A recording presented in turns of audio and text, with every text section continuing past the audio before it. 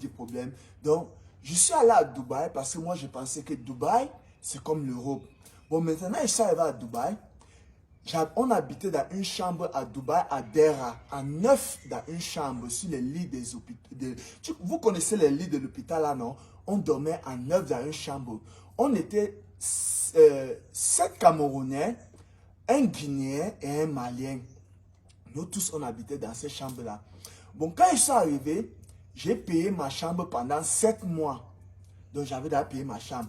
Mais je n'avais pas d'argent. Je suis allé à Dubaï à cause du basket. Je suis allé à Dubaï parce que mes rêves, c'était d'être basketteur professionnel. Donc, me voilà ici maintenant arrivé à Dubaï.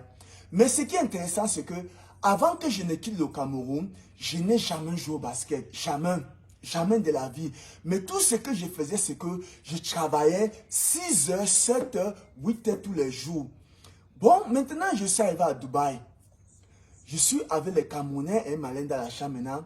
Je suis arrivé maintenant, je suis allé dans tous les clubs de basketball.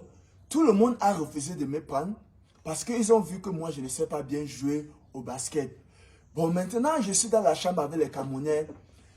Mon agent maintenant, quand j'avais l'argent, on préparait nous tous ensemble, on mangeait tous les jours ensemble. Chaque soir, on vivait comme une famille tous les jours ensemble. Maintenant, quand mon agent est fini, ils ont constaté que les clubs de basket ont refusé de me prendre parce qu'ils ont vu que je n'étais pas technique, mais je suis discipliné, je suis physique. Personne n'a refusé de me prendre. Maintenant, les Camerounais qu'on vivait ensemble, ils ont commencé à refuser de préparer la nourriture à la maison parce que ils ont voulu que moi, je parte baiser les femmes.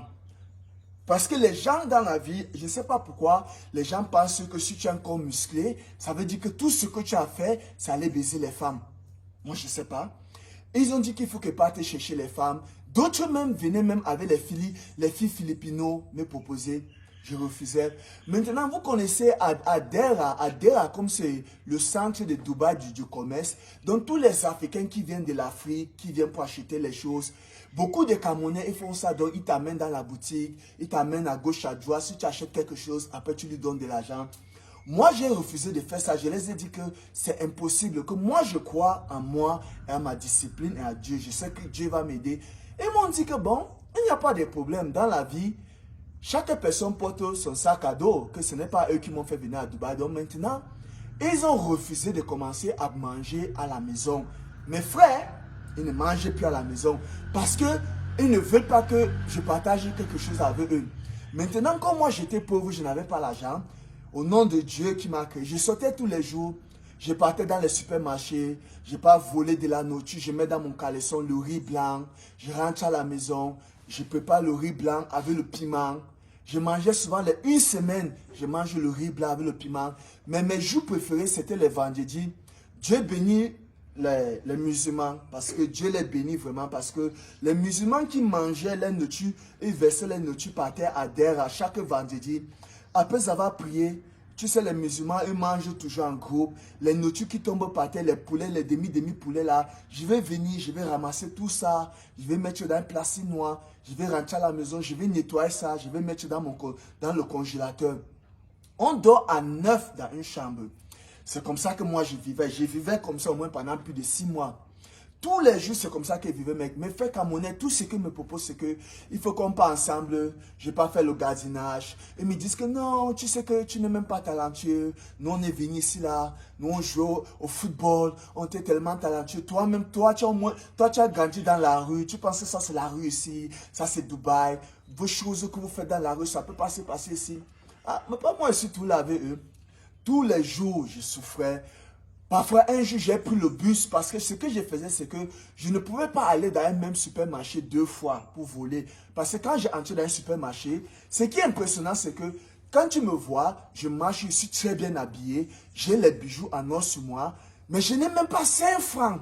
Même 5 francs, je n'ai pas dans ma poche. Donc, je ne pouvais pas entrer dans un supermarché 2 fois parce qu'on me remarquait. Donc, ce qu'elle faisait, c'est que parfois, je prenais le bus, je partais, et même pour prendre le bus, je volais le bus. Un jour, j'ai pris le bus, maintenant, j'ai volé le bus. Mais le contrôleur, c'est comme si on m'avait déjà remarqué. Le policier, il est venu m'arrêter. Il m'a mis les menottes. J'ai pleuré comme un enfant. J'ai pleuré, je me suis mis à genoux, j'ai arrêté les pieds du monsieur là, je lui ai supplié, le policier lui a dit qu'écoute, moi je vis en Afrique, Moi, j'ai grandi dans la rue. Je suis venu ici pour mes rêves. Ça n'a pas encore donné. Et je lui ai dit que, et si tu sais que moi j'habite à Dera et je suis venu loin du côté des Sharjah, pour ceux qui habitent à Dubaï, je suis venu loin du côté des Sharjah de Dubaï pour venir voler de la nourriture dans le supermarché. Hein? Le policier là, il me regarde. Il me dit que tu dis que quoi? Je lui dis que oui, je ne te mens pas. Je suis venu ici pour voler de la nourriture parce que je n'ai pas de quoi manger. J'ai faim. Le policier, il me voit, je pleure comme un enfant. Je suis grand de taille, musclé, j'ai les bijoux sur moi, je pleure, je me mets à genoux, j'arrête ses pieds. Je lui dis qu'écoute, moi je ne suis pas un voleur, mais il faut que je suive parce que je sais que dans la vie parfois, c'est dans les conditions dures qu'il faut que tu gardes les bonnes habitudes parce que c'est là où Dieu il va te bénir. Je lui dis que je sais que c'est le vol, mais je ne fais pas ça comme un métier parce que quand je pars dans un supermarché, je pars seulement pour voler de quoi manger. Je ne pars pas pour agresser les gens. Mais le policier là, il me regarde, il me dit que mais dans ma vie, je n'ai jamais vu quelqu'un comme toi. Comment tu peux me parler les choses comme ça? Je suis un policier, tu n'as pas peur de moi. Je lui dis que non, moi j'ai peur de toi, mais c'est que dans la vie, il faut parfois dire la vérité parce que c'est seulement la vérité qui va te sauver. Quand tu dis la vérité de ce que tu fais pour ne pas faire du mal aux gens, c'est très important. Il me regarde, il me dit que mais tu as tellement la foi, mais pourquoi tu vis comme ça? Je lui explique que écoute, je vis avec mes frères. Mes frères, ils ne mangent plus à la maison parce qu'ils m'ont proposé d'aller baiser les femmes, aller faire les choses. Ils me regardent, ils me disent que mais tes frères te demandent d'aller faire ça. Je lui dis que oui. C'est pour ça qu'ils ne mangent plus à la maison et il faut que je me bats. Je lui dis que souvent les vendredis, moi je pars dans la rue pour ramasser de quoi manger. Merde, le policier là, il me regarde. Il me dit que merde, je n'ai jamais vu un homme de foi comme toi. Il me dit que toi, tu es incroyable. Tu es vraiment incroyable. Il me regarde, il me dit que merde, je ne crois pas que toi tu me dis que... Je lui dis que oui, je pleure comme un enfant, les gens me regardent, je me mets à genoux, j'arrête ses pieds, je lui dis que s'il te plaît, ne me renvoie pas en Afrique parce que si tu me renvoies en Afrique, ma mère n'a pas d'argent, mon père il est mort. Moi je ne sais pas ce que je vais devenir dans ma vie. Je lui dis que moi je ne suis pas un voleur. Je ne vole pas, ça ce n'est pas mon métier. Je lui dis que regarde, un voleur ne peut pas être un monsieur comme moi. Je lui dis que ma vie c'est le sport. Mais je suis arrivé ici à Dubaï, mon visa est périmé. On a refusé de me prendre. Mais le monsieur là, il me regarde. Il me dit que mais je n'ai jamais vu quelqu'un comme toi. Enfin maintenant, le monsieur là, il me laisse, il m'enlève les menottes, il me dit que vas-y. Je suis en train de partir, pam. Après, peut-être je marche. Après, je vois la voiture me suit derrière, il klaxonne. Ah! Je me tourne, je regarde, je vois celui. J'ai envie de fuir parce qu'il dit que mais, le policier là, il a changé son avis. Il vient pour m'arrêter. Il me dit que non, viens. Je viens, le monsieur là me voit. Il retire, au nom de Dieu, il retire 50 dirhams. Il me donne. Il me dit que prends l'argent-ci. Il me dit que je te donne cet argent, pas pour t'encourager d'aller voler, mais je te donne cet argent parce que tu crois vraiment en toi. Il me dit que ça c'est vraiment très important dans la vie. Il me dit que dans la vie, c'est très important de croire en toi. Il me dit que, parce que tout ce que tu me parles là, il me dit que moi, je suis un homme qui croit en Dieu. Ok? Mais ce que tu fais, c'est mauvais. Mais ce qui te sauve, qui me fait que je prends mon argent pour te donner, c'est ta foi. Il me dit qu'il faut vraiment croire en ce que tu fais. Il me dit que j'aime ça. J'aime voir quelqu'un que, malgré toutes les difficultés de la vie, il ne lâche pas. Il cherche toujours à vouloir survivre. Il me dit que ça, c'est bien ça parce que moi, je n'ai pas vécu comme toi, mais j'ai lu ça dans le Coran. Il me dit que ça, c'est bien ce que tu fais. Il me dit que quand tu me dis que tu pars dans la rue, que Dieu bénit les musulmans, tu ramasses de la nourriture.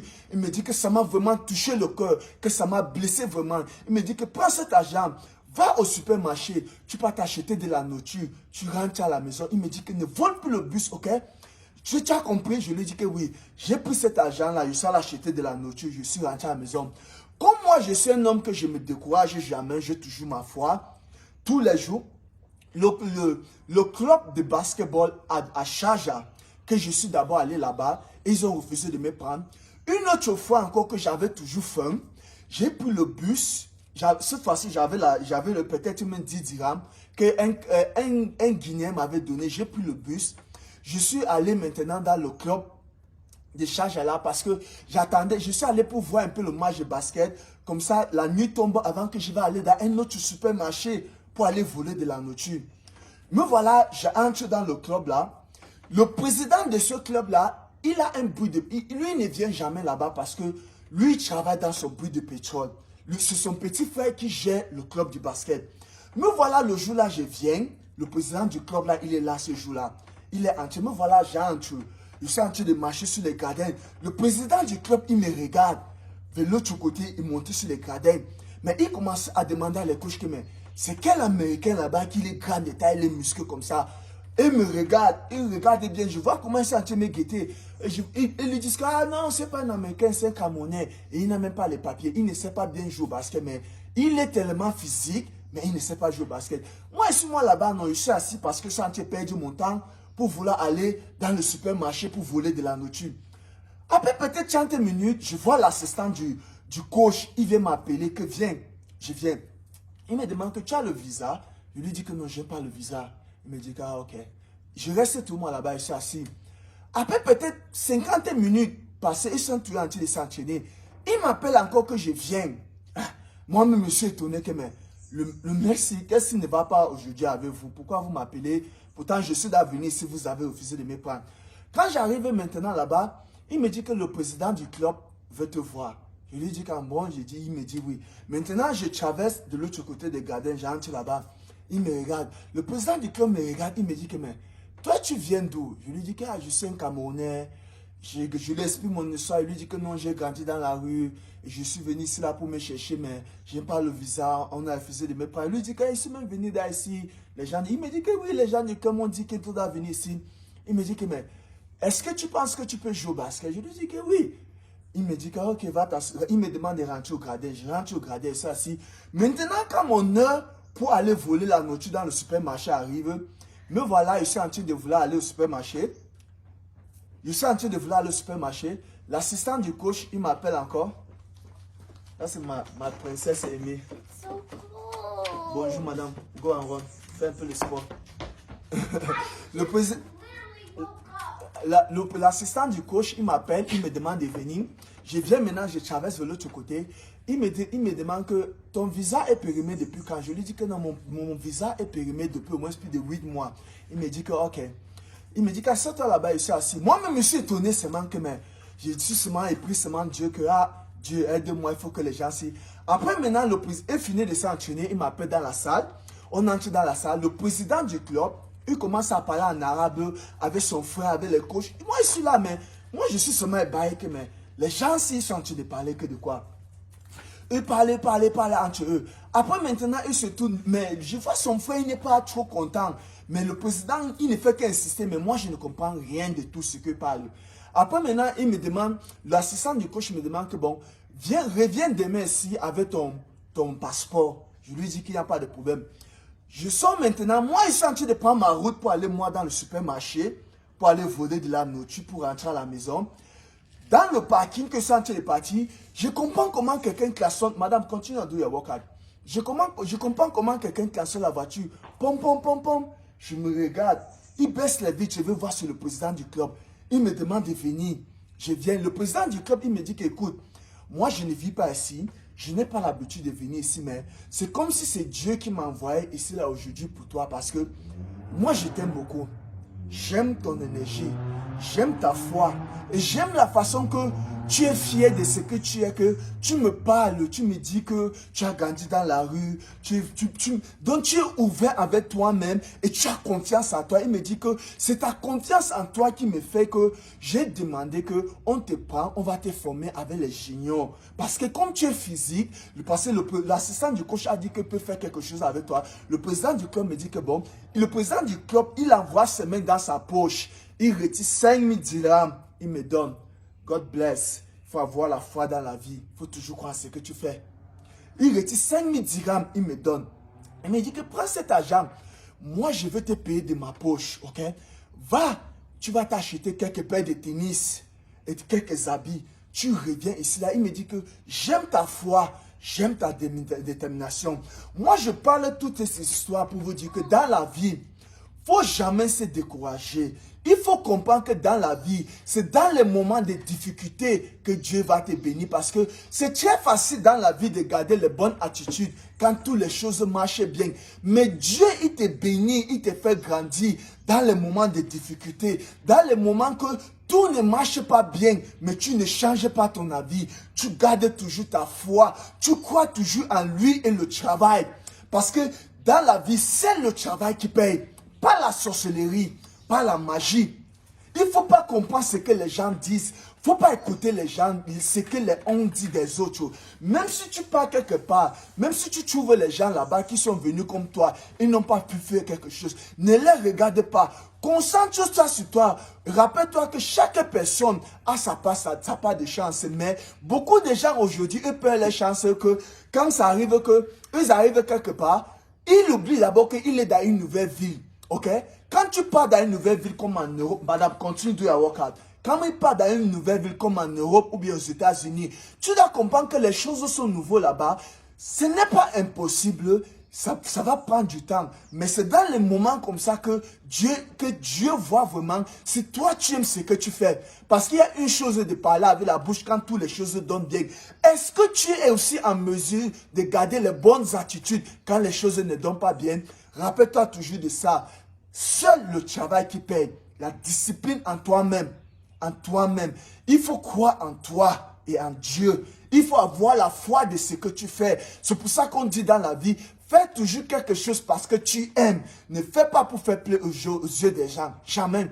Rappelle-toi, la promotion, ça vient de Dieu, pas de l'homme. Donc si tu aimes ce que tu fais, tu crois en toi. Regardez-moi, je suis allé d'abord dans le club de basketball là. On a refusé de me prendre. Mais parce que j'ai ma foi, je crois. Et la promotion, Dieu a fait en sorte que le président, que ce n'est pas lui qui gère le club, il est venu, il est tombé, il m'a regardé, il a aimé mon charisme et ma foi et mon croyance en Dieu. Il faut croire toujours en toi.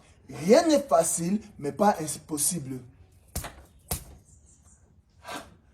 Discipline is the key of life. Let's go. C'est bon.